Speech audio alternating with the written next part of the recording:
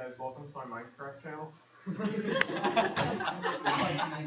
Hello and welcome back to Calculus2, section 7.8, improper integrals.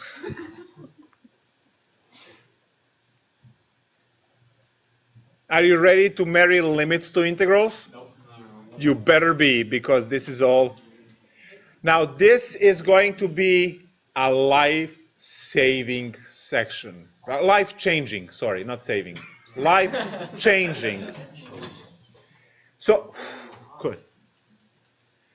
So far, when you see a definite integral, you immediately dig into your brain to look for the way to integrate and then compute the limits, and you're done. This section is going to introduce the whole family of problems which will force you from today on, every time you see a definite integral, first ask yourself, what is the domain? Do I have any vertical asymptotes flying around? And then go and do what you did so far.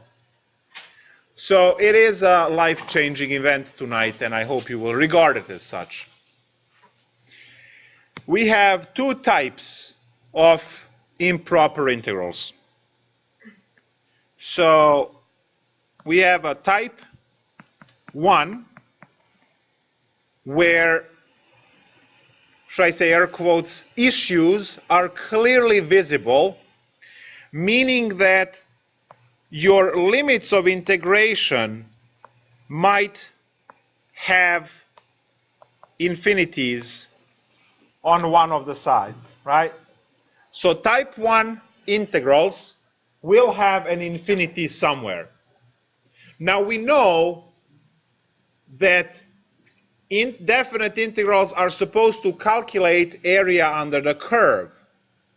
And we are saying that I'm going to let this side go to infinity, which might say, use common sense, and you say, well, if I have an area that it's leaking to infinity, then that better be infinite area. But we are going to see that actually that's not always the case. In some cases, area is going to converge to a number, even though it's leaking to infinity. So that's going to be awesome. And then we have type 2, which is a scary type. This is the one that changes your life. And type 2 is going to have a vertical asymptote somewhere in the within the interval of integration. So you will integrate between a and b, and I will say there is a vertical asymptote.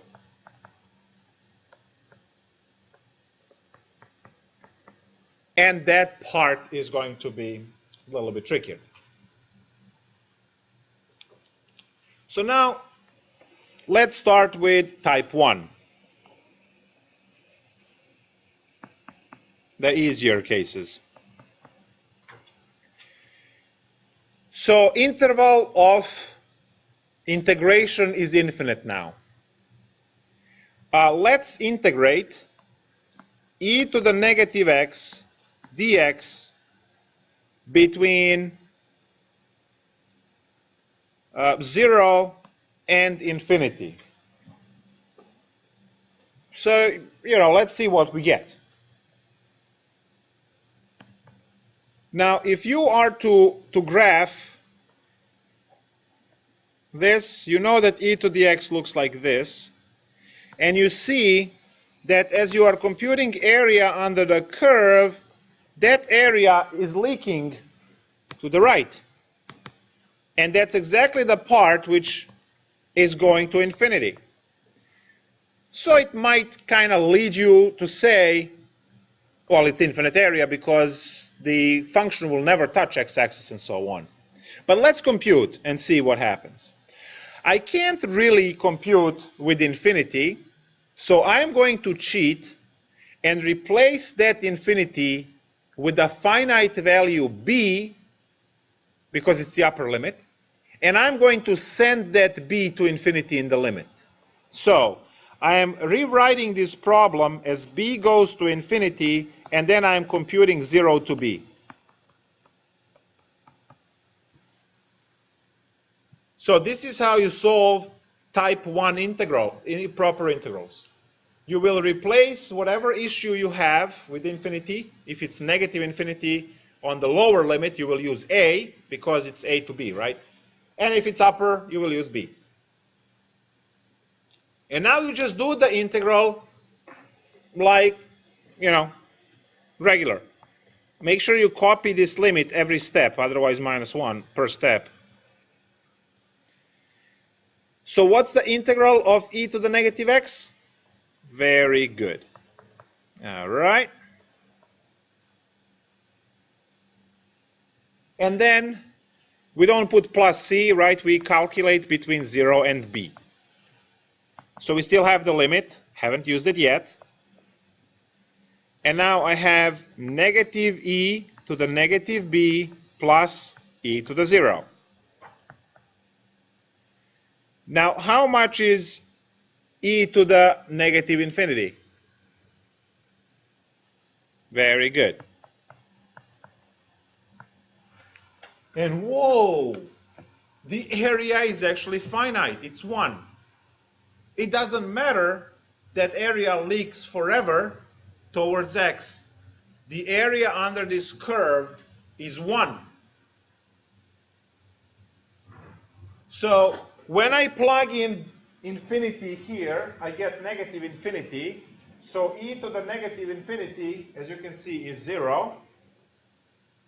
So negative 0 is just 0. So 0 plus 1 is 1. And I have the answer. So here is the case where we calculated the problem, right? And we got finite area. We don't actually even have to calculate this one to know what's going to happen, right? Think of the graph. How does the graph look like? Yeah, it's a 45-degree line. So imagine that kind of area as it goes to infinity. What's going to happen? Yeah, this one is going to blow up. It's going to diverge. That's the mathematical term. But you can also say blow up. You can also say explodes, right? Because all of that is like that, infinite. So as I solve this, I have limit b goes to infinity, integral 5 to b of x dx, which is limit b goes to infinity of x squared over 2 from 5 to b, which is equal to, I still haven't used it, so limit b goes to infinity, and then I have b squared over 2 minus 25 over 2. Well, that's infinity minus 25 over 2, right? So we say diverges. That's the wording. I put D in a circle for divergence. So diverges. You have two expressions that you're learning. First one is convergence for the other one, so converges to 1.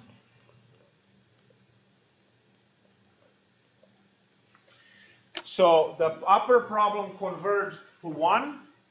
The bottom problem diverges. You don't say diverges to infinity. Divergence just means, right? Goes all over the place. You just write diverges.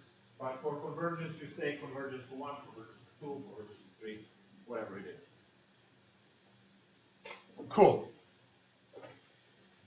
What you need to do is to separate methods of integration with what this thing actually is. This is not a new method of integration, all right? The integral inside is either basic integral U sub, trig sub, partial fraction decomposition, any one of those, okay? Because that is only concerned from this step to this step. Improper integral introduces the concept of you integrating over infinite domain.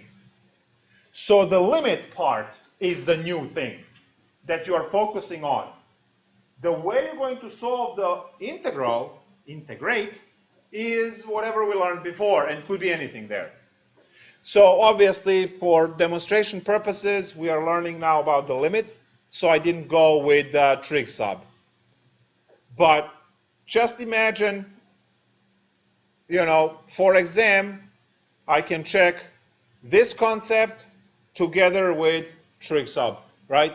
So you will do the limit part, and then you will do trig sub to integrate, right? So those are two separate worlds, right? So you only have basic integrals, U sub, backwards U sub, integration by parts, trigonometric integrals, trig substitution, partial fraction decomposition, and then all the charts and things, right? So you have those as methods of how to integrate. The improper integrals, that's not a new method. It is you actually working on infinite domain, so you have to, as I said in the beginning, cheat, right?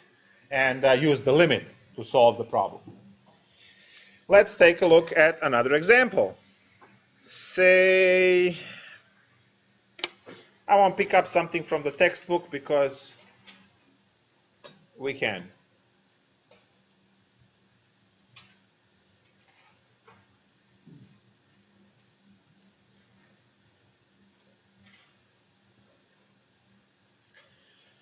Let's find something beautiful that you're going to hate.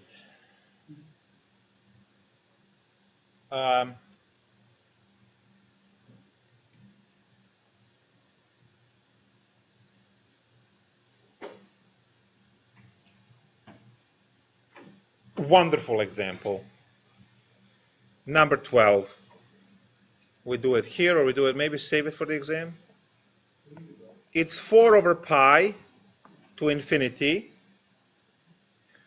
of 1 over x squared times the secant squared of 1 over x dx. See, you could have kept this one for the test, but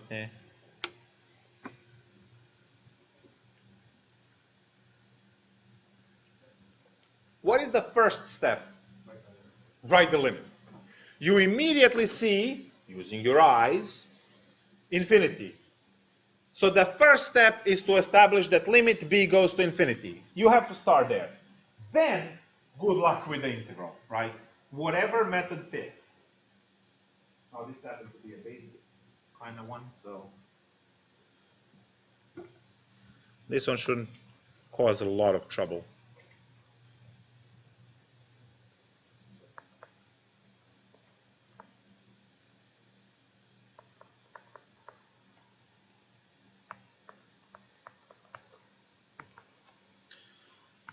How do we integrate this?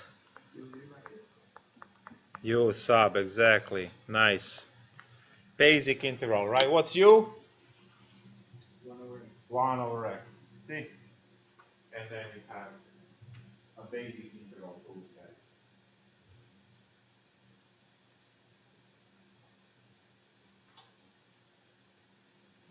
Give you about 27 seconds.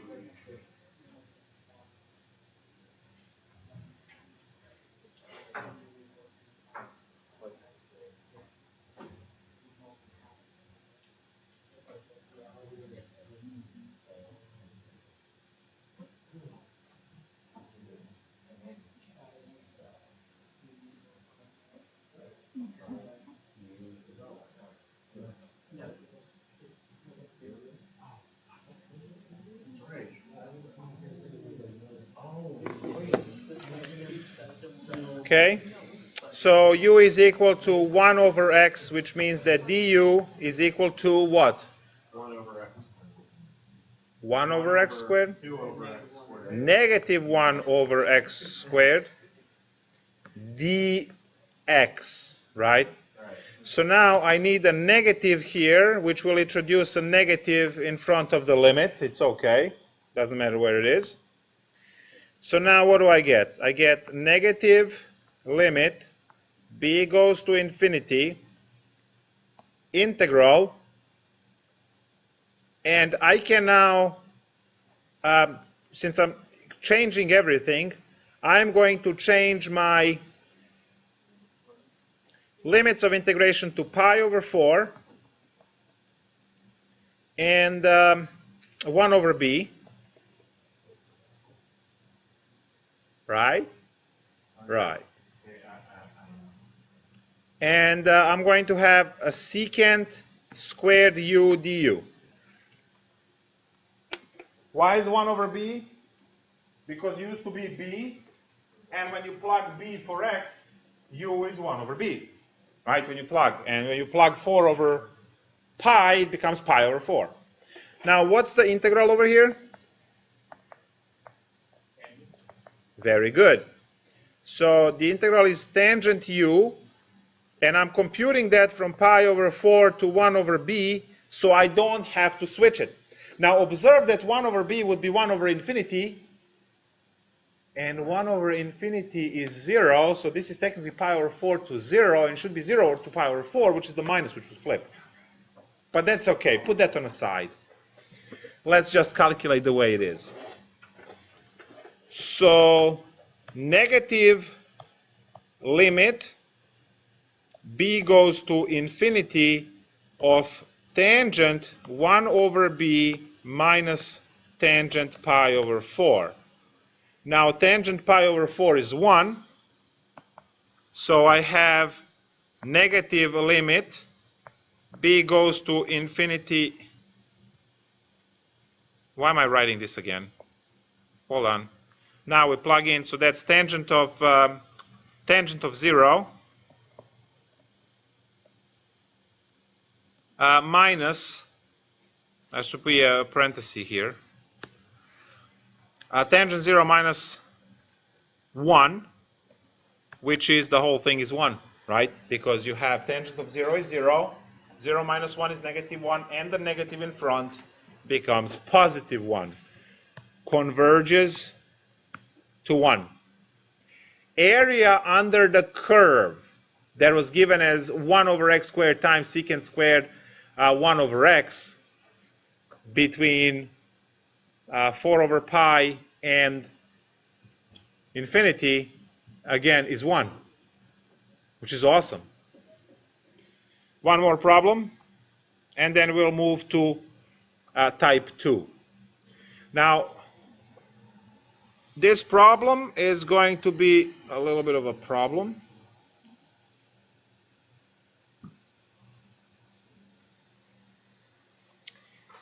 Integral negative infinity to positive infinity dx over x squared plus 2x plus 5.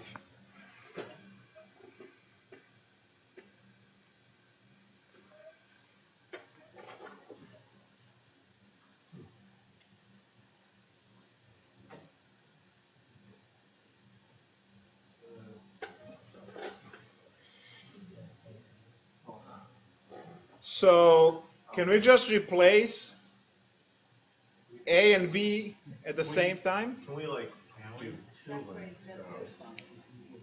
Oh, I was just.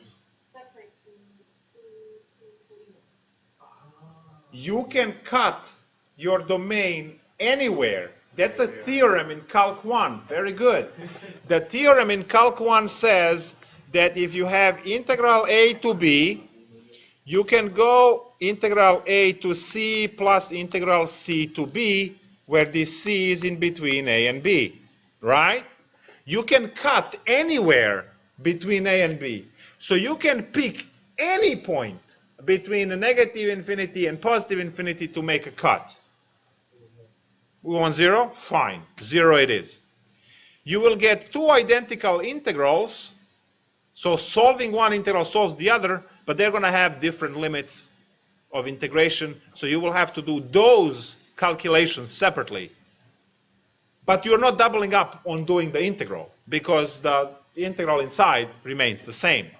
So the first step here would be to, you said you want 0, to go negative infinity to 0, dx over x squared plus 2x plus 5, plus integral 0 to infinity, dx over x squared plus 2x plus 5, and then do the limit for both.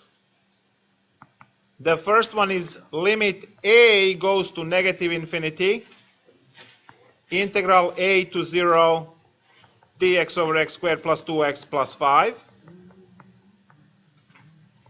plus limit b goes to positive infinity, 0 to b, dx over x squared plus 2x plus 5.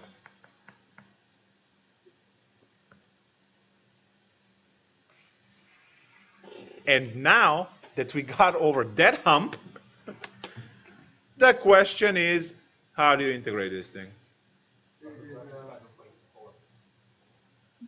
The hell is 7.4? You operate by sections.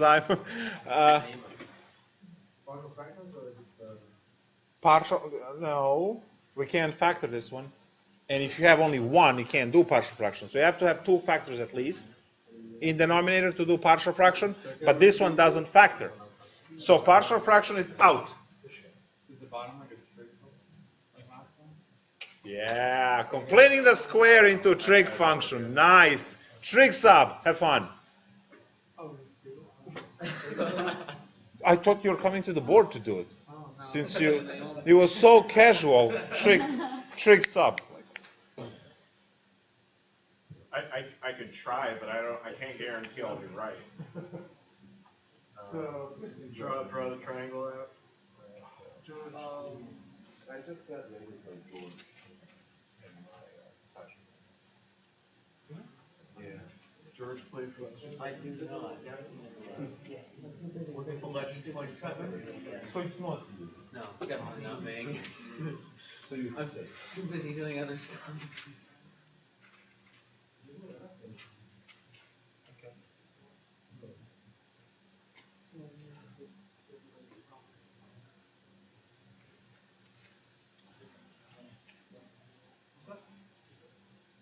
Draw a triangle, my guy. My guy.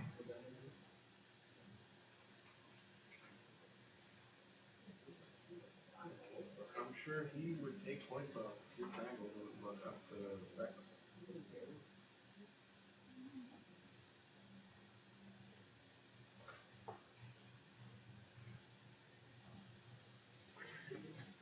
Sorry, I was thinking about this. I don't know. Hang on. Yeah. I'm not entirely sure. Forgot. Hang on, I'm gonna find it.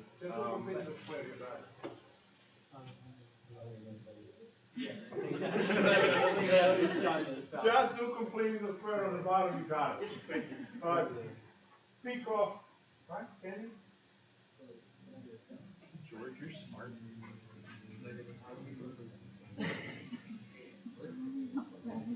What are sectors? Come on, pull out 4 and you have x squared plus this is simple. Right? Yeah, break 5 is 1 plus 4. Use 1 to complete the square. You have 4 which is 2 squared. You got. Go.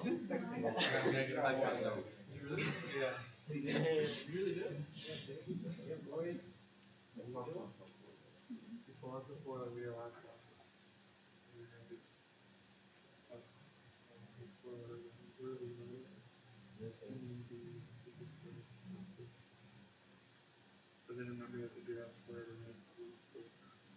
Now what? Oh, I know this. So what you did? So what you This is what you did. Right? Wow, what a waste of my time. You're great though. It's fantastic. And then right now, Yeah. Yeah, he's like talking casually. I thought he was like, serious about it. And then he's like, nah, I'm just messing with you.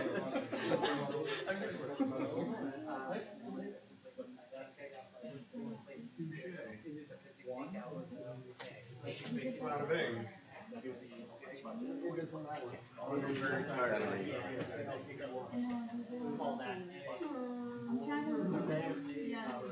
And all three of the people listening to this. Yeah, chapter 5.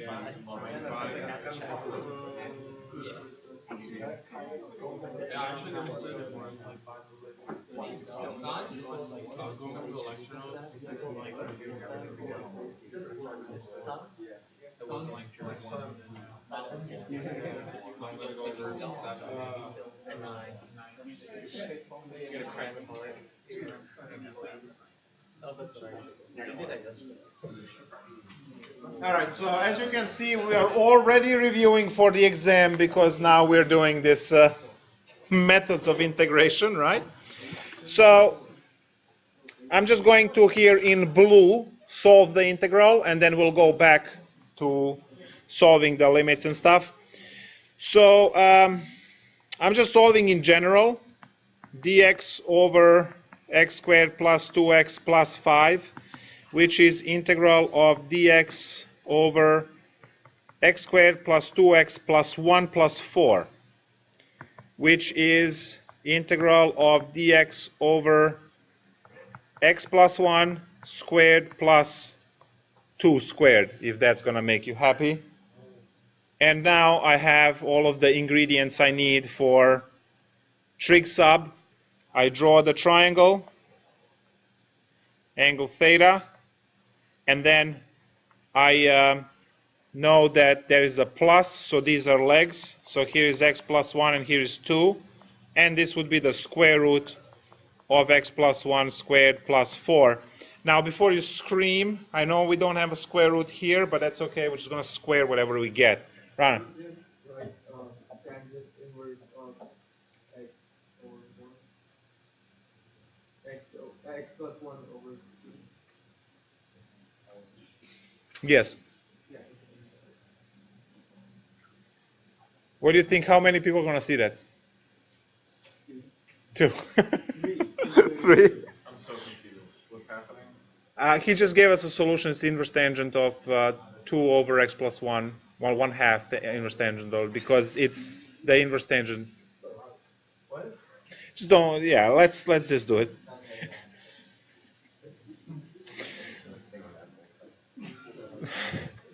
It's a Calc1 integral if you see that this is of the form of this, which is inverse tangent, and you just have to fix it a little bit.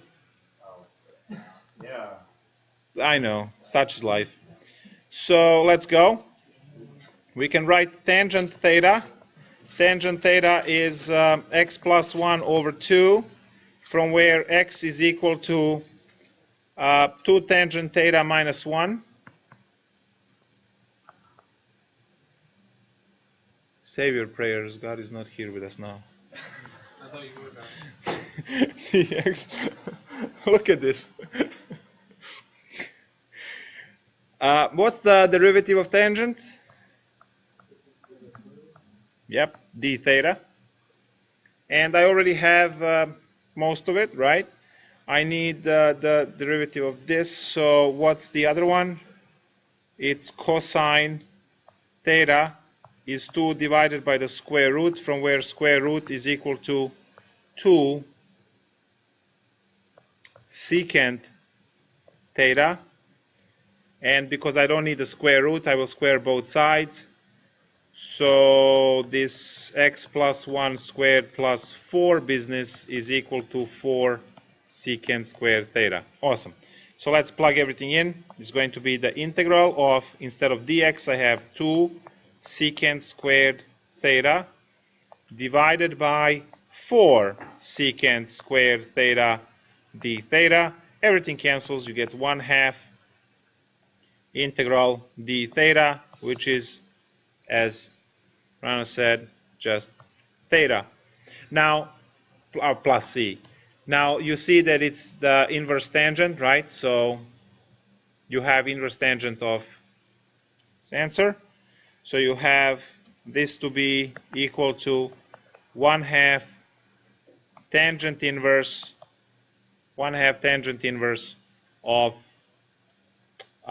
x plus 1 over 2. Now I'm not going, there is plus c over here, but we have limits, so we'll have to evaluate all of it. So now that we solve the integral, that's this part. You solve this, both of these at the same time. They're both solved. Now we just have to apply limits and apply limits. We have to apply limits and I have to apply a limit, right? All of those. So let's go. Going back to black now for the main problem. This was the side calculation, you know, in the margin. Yeah, limit. It's like so we go simply, you know, do it on a napkin somewhere quick. So we don't do integral anymore. Now we have the answer. So it's 1/2 tangent inverse. Well, it depends where you go. You know, you have one of those messier places. You know, they serve like ribs. You know, they usually have good napkins.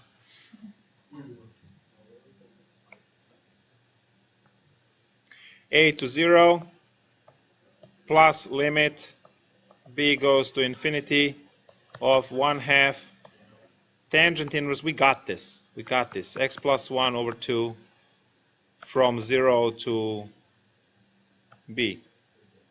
Great. Now, what I'm going to tell you is that when you have this, there will be 4 different terms, right? Lower limit, upper limit, lower limit, upper limit, right? So 4. If only one of those 4 goes to infinity, the whole thing blows up right away. So make sure that you are computing everything carefully. And if any of these terms goes to infinity, it's just done.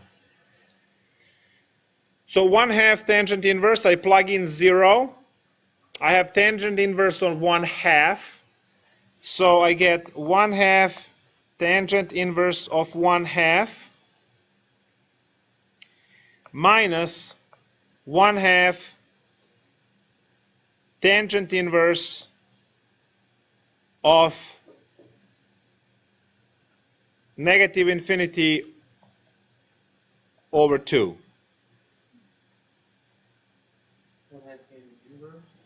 Yeah. It is.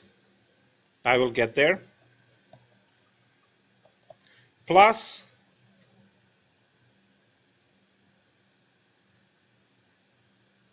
one-half tangent inverse of infinity over 2, which is just infinity, but let me plug everything in, minus 1/2 tangent inverse of 1/2 again. Now we see that these two cancel, right? Why do they cancel? They're both 0 and 0, right? So that's why they will always cancel. The ones, if they survive in the middle, those are the ones that will tell us what's happening here. Now, tangent is the odd function, which means that this minus is going to jump outside, creating positive 1/2 tangent inverse of infinity plus 1/2 tangent inverse of infinity. Now, how much is tangent inverse on infinity? You might recall my first lecture when I told you know the graph for inverse tangent, otherwise doom, with 7 O's, doom. So here it is. Inverse tangent graph looks like this. And what are these guys? And what are the values?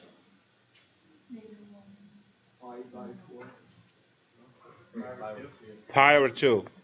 Negative pi over 2, positive pi over 2. So as you can see, as x goes to positive infinity, The y is pi over 2. So you have 1/2 pi over 2 plus 1/2 pi over 2, which is pi over 2, because it's pi over 4 plus pi over 4 is pi over 2. So the entire problem from negative infinity to positive infinity, it's leaking on both ends, converges to pi over 2 in area. So converges to pi over 2. Nicholas? Can you just go over how you put the negative off the negative dotted out? Over here, Yeah. the property of odd functions, such as sine, tangent, inverse tangent, x cubed, the property of those functions is that the minus sign can hop out. So, from the argument. So this minus hops out, becomes a positive, and then I have 1/2 pi over 2 plus 1/2 pi over 2. Such an awesome problem. You guys feel like doing another one, or we move to type 2? It's just integration. I mean, if you got the gist of substituting the infinite limit with the limit a or b goes to infinity, you're done. The rest is, do you know how to integrate, right? There was no, I don't know, right? there was that kind of shake. No, I don't know. All right. Welcome to Calc 2.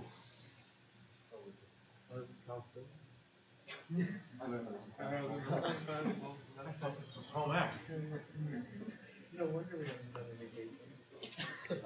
Oh my God! No matter we've been done in the baking. Type 2. Remember what I said about type 2? Life-changing.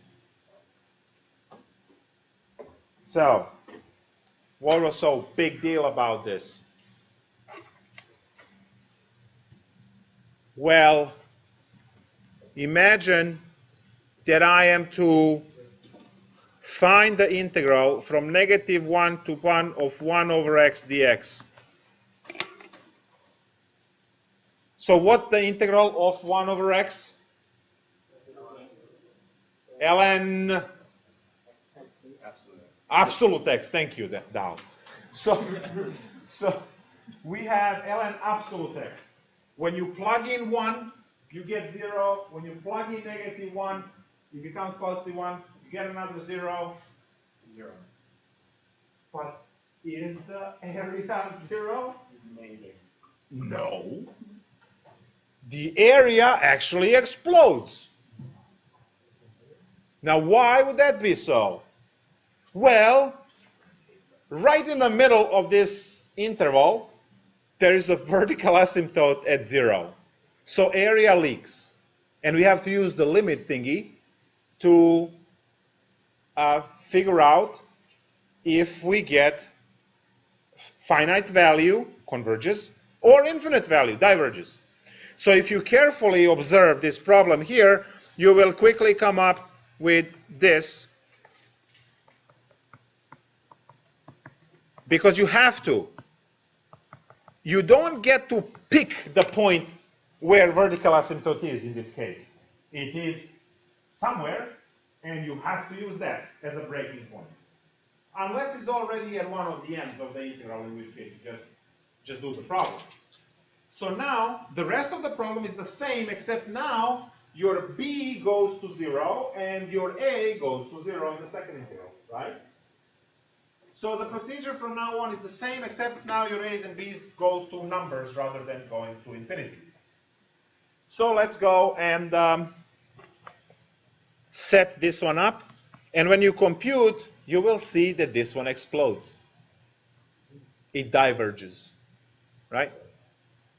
And it needs to, because remember when you short the circuit in the outlet, you get the mini explosion. That's the buildup of energy. It's the voltage which is set divided by the ever-changing resistance, which is going to 0, giving you current to go infinite. Infinite current, infinite temperature, right? Rapid motion. That's why you have explosion every time you short your outlet. Here is the proof that shows the buildup of energy on that one. Yes? I'm a bit confused why some equations that go to infinity converge and then others diverge. Because the rate of convergence to 0 is fast enough, so the problem actually never builds up enough meat, let's say, to have infinite area. And others do not. So if you are to look at the graphs of e to the negative x and 1 over x, both of them going from 1 to infinity, you will find that 1 over x diverges and 1 over e to the 1 over e to the x converges, because that one goes faster. So we'll see something else here, but if you go 1 over x, it will diverge. If you go 1 over x squared, it converges already. So, you know, you really have to do the limit to say whether it converges or diverges. So now I have limit b goes to 0, integral negative 1 to b 1 over x dx, plus limit a goes to 0, a to 1, 1 over x dx. You know that the integral is ln absolute x, as our commands. So I will never. I want each sign to test once. I just want to once to see then I'll switch immediately. I promised that last year. I promised you won't have. Well, then we agreed. Just do it right in all caps. Do you want me to write them into it? I'll write it into it. Very good. Let me just take this picture.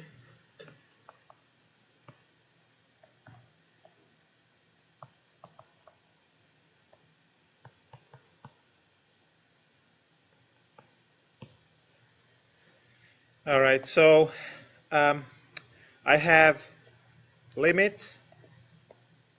b goes to 0 of ln b minus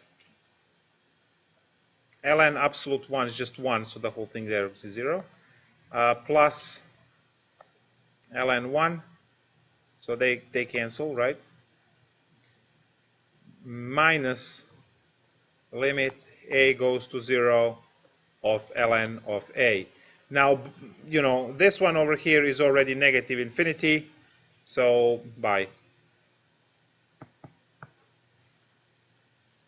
Divergence. When you do a quick analysis of this thing, right, it seems like, oh, everything's going to be fine, right? But the vertical asymptote somewhere in the middle messes it up. Or at the endpoint.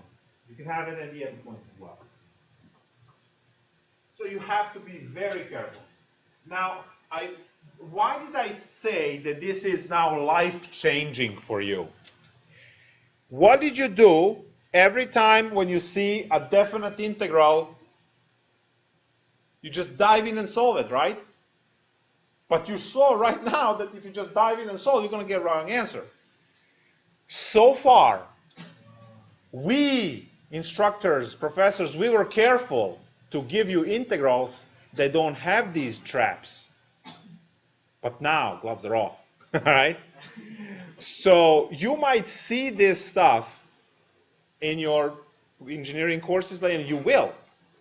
What happens with the battery when this is, you know, an oversight during the charging cycle? Infinite buildup of energy. Thank you. Kaboom, right?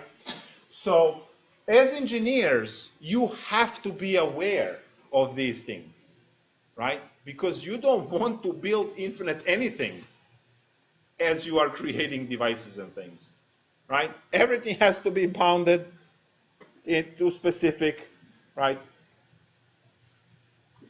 Right? Unless you are, yes, unless you are actually creating bombs and things, which is, there is a branch of mathematics called mathematics of detonation, and it is a field, and it's used. I mean, there are mathematicians and engineers that are developing for like defense contractors and so on, right?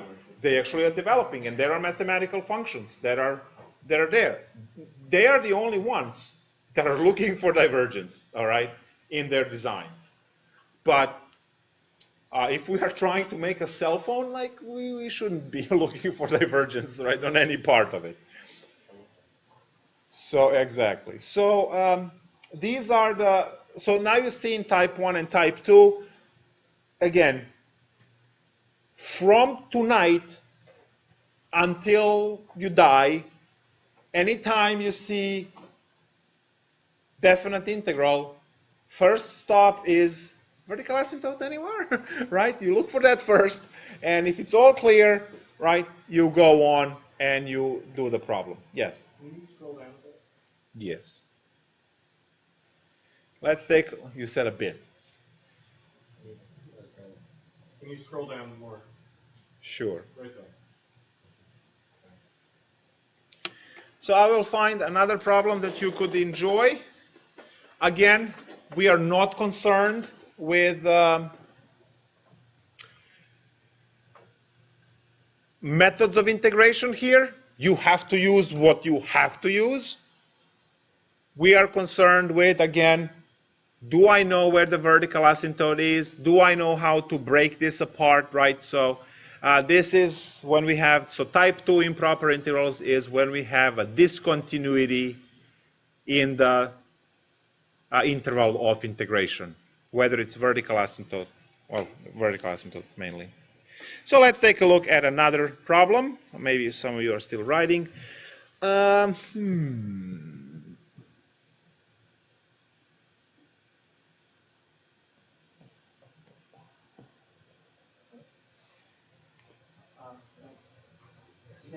I'm just confused how the limit as b goes to 0 and the limit as x goes to 0 don't cancel out.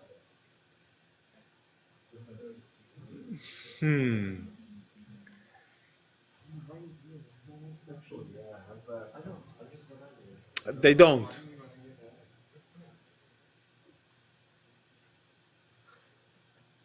They just don't. They don't. Yeah.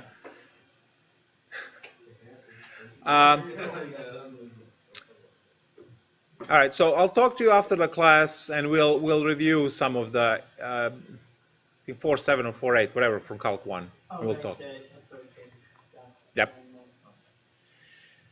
Let's talk about what else you would like to see over here. How about, oh, this will be cool for you. I think you're going to like this problem for at least 3 seconds, and then after, yeah, dx 2x plus 6 raised to the 2/3. Now you got this.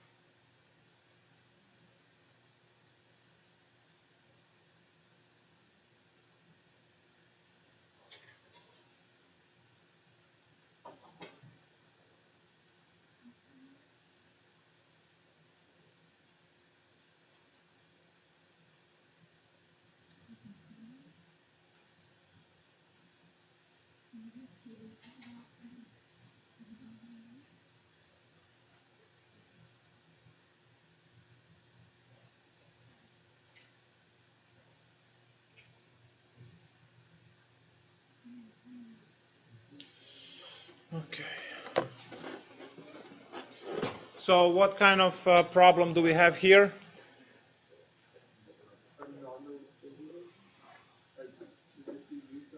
Basic U sub, yes. But what kind of problem do we have? Type 1, type 2? Type 2. Where is the problem? At -3 or at 1 or in between? -3 is a problem. So we straight up start limit. A goes to -3. Integral a to 1 dx over 2x plus 6 raised to the 2/3. And then we just use U sub. So U is equal to 2x plus 6 du is equal to something. 2 dx is good enough, right? And we, as Nike would say, just do it. Now be careful here. See this?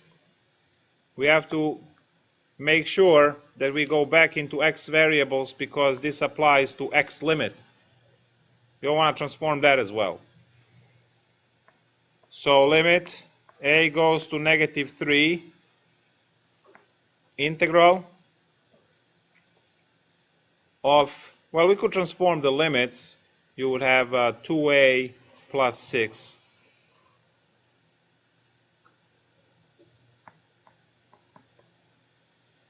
Yeah, you can plug in a there. Okay, fine. And then plug in 1, which is 9. And then you have u to the -2/3 du. Ooh, I forgot the 2. What do I need? I need a half right in front. It can be in front of the u, in front of the integral, in front of the limit, anywhere. It's all operators and times. The upper limit would be a. The upper limit is 9.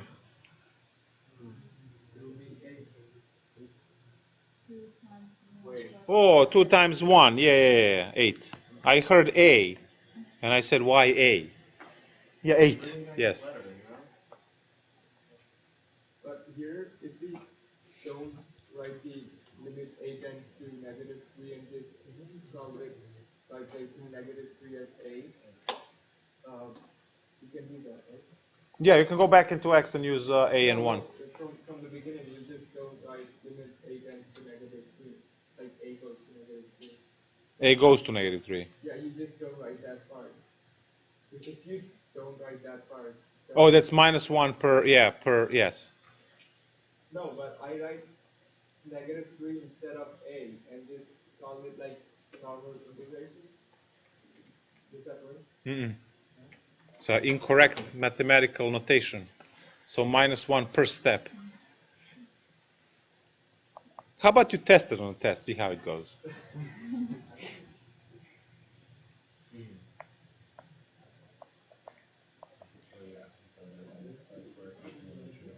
So we have 1/2 u to the 1/3 over 1/3.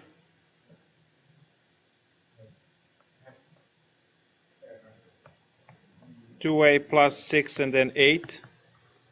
Wait. No, I can't. That's 3/2. Limit a goes to -3.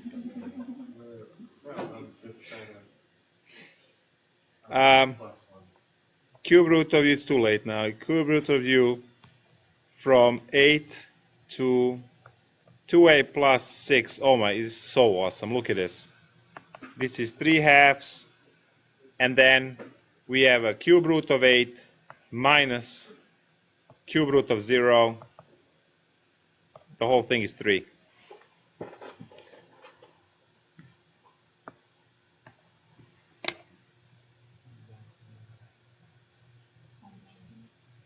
This is good?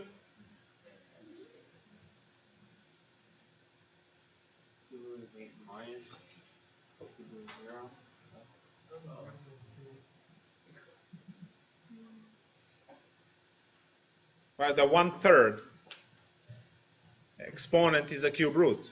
So cube root of 8 is 2 and cube root of 0 is 0. So, and the 2 will cancel the 2 in the denominator, so you'll have 3.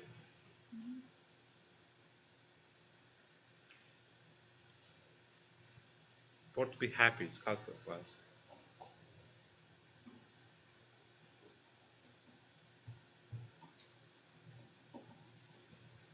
Time out one more, and then the break, or the break. The break, you integrated enough? No? Or yes? Maybe? All right, so whatever the problem is, type 1 or type 2, just put the limit for the problem and deal with the problem with the limit. Done deal.